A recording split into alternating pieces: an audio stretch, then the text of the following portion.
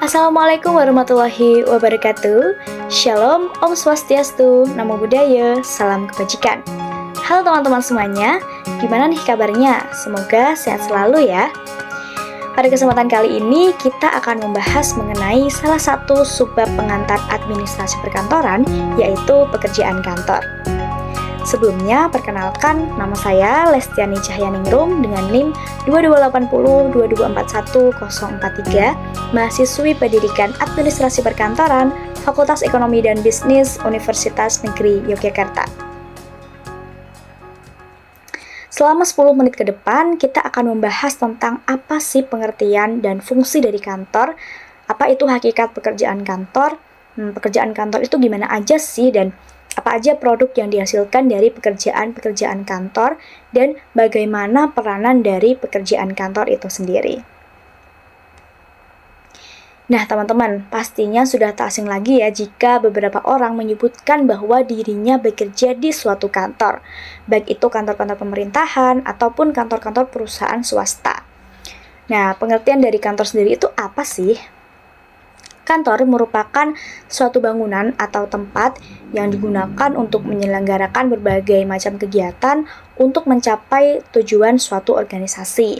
Nah, dengan adanya tempat, maka pimpinan bisa melakukan pembagian kerja nih, pelimpahan wewenang, dan juga sampai kepada rincian tugas masing-masing divisi pada suatu organisasi tersebut.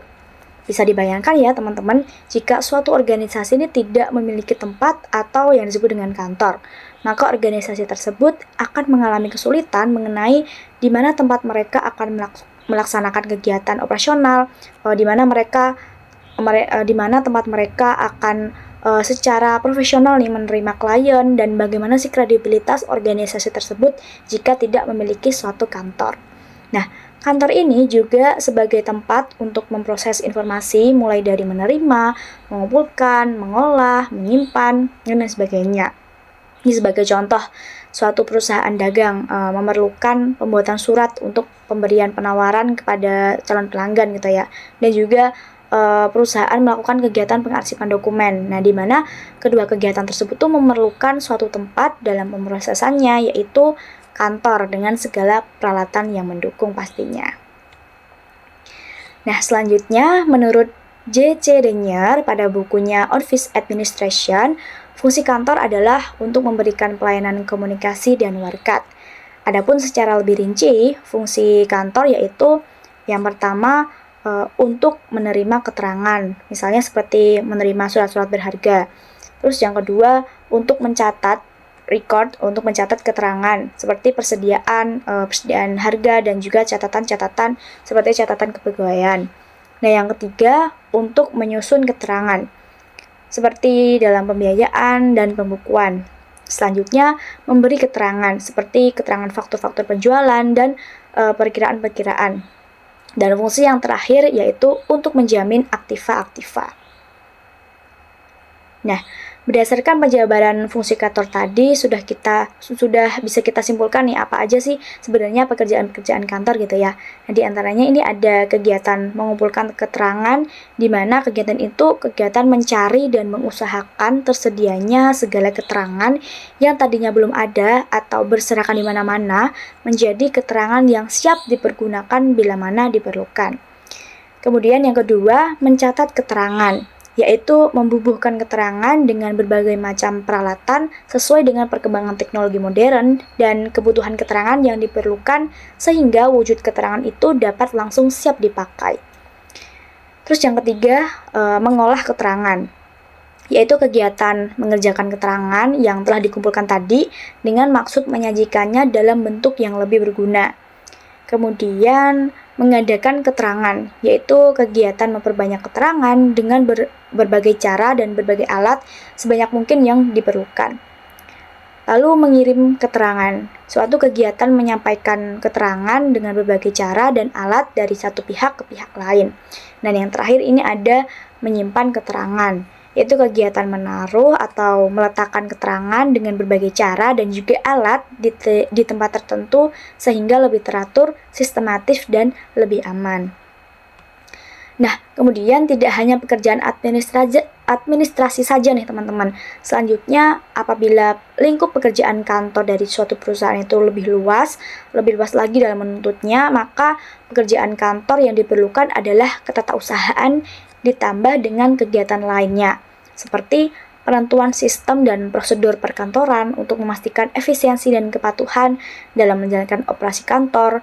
Lalu yang kedua, dikarenakan nih para pekerja kantor ini tuh mengetahui kenyamanan mereka sendiri, maka pekerjaan kantor juga termasuk dalam merencanakan tata ruang kantor.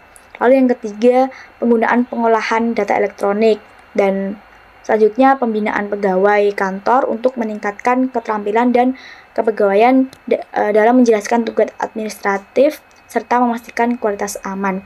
Sehingga di dalam ruang lingkup pekerjaan kantor ini, yang poin ketiga itu ditambah dengan ketatausahaan ditambah dengan kegiatan lain yang lebih kompleks. Nah, yang saya jelaskan tadi itu adalah contoh kegiatan-kegiatan yang lebih kompleks dalam ruang lingkup pekerjaan kantor. Nah, selanjutnya dari pekerjaan-pekerjaan kantor tersebut tuh menghasilkan banyak produk ya, diantaranya seperti dokumen administratif, pelayanan pelanggan, presentasi dan materi promosi, lalu dokumen kepegawaian, rekaman dan kebijakan, lalu ada rancangan grafis dan desain, rapat dan pertemuan, dan juga data dan analisis. Nah, selanjutnya yaitu peranan pokok pekerjaan kantor. Yang pertama, melayani pelaksanaan pekerjaan operasional guna membantu pelaksanaan pekerjaan untuk mencapai suatu tujuan organisasi. Nah, contohnya di sini pada perusahaan manufaktur ya. Tim administrasi membantu dalam penjadwalan produksi dengan menyusun jadwal kerja untuk mesin-mesin, jadwal untuk tenaga kerja, dan fasilitas produksi lainnya. Mereka juga dapat membantu dalam menyusun rencana produksi harian ataupun rencana produksi mingguan sesuai dengan permintaan pelanggan dan kapasitas produksi yang tersedia, sehingga pekerjaan pokok dari perusahaan manufaktur ini dapat tertata. Nah, peranan pokok yang kedua, menyediakan keterangan bagi pimpinan organisasi untuk membuat keputusan atau melakukan tindakan yang tepat. Contohnya, pada bagian keuangan kantor bertanggung jawab untuk menyediakan laporan keuangan secara berkala kepada pimpinan organisasi. Nah, laporan keuangan ini mencakup informasi tentang pendapatan perusahaan, lalu biaya, laba bersih, arus kas, dan posisi keuangan perusahaan. Nah, dengan informasi-informasi ini, pimpinan dapat mengevaluasi kinerja keuangan perusahaan, mengidentifikasi tren, dan juga membuat keputusan tentang alokasi sumber dana keuangan untuk kedepannya. Nah, yang ketiga, membantu melancarkan kehidupan dan perkembangan organisasi sebagai suatu keseluruhan. Nah, di sini contohnya dari tim manajemen kantor ya, yang terlibat dalam pengembangan strategi jangka panjang dan rencana bisnis organisasi. Mereka melakukan analisis pasar, evaluasi kompetitor, dan merumuskan rencana aksi untuk mencapai tujuan strategis organisasi. Nah, dengan memiliki visi yang jelas dan rencana yang terstruktur, organisasi dapat melanjutkan pertumbuhan dan juga mengatasi tantangan yang kompleks ke depannya. Nah, teman-teman, kesimpulan dari pembahasan kali ini yaitu pekerjaan kantor memiliki peranan yang sangat penting bagi kegiatan operasional suatu perusahaan, baik itu perusahaan bisnis ataupun perusahaan non-bisnis. Dengan berbagai macam produk yang dihasilkan oleh pekerjaan kantor, hal ini menjadi bukti bahwa pekerjaan kantor bukan sekedar pekerjaan tulis-menulis atau catat-mencatat, tetapi lebih daripada itu. Bisa dibilang pekerjaan kantor ini masuk ke setiap bagian yang membuat suatu pekerjaan pada bagian atau divisi tersebut dapat berjalan dengan baik. Nah, demikian yang dapat kita bahas pada kesempatan kali ini.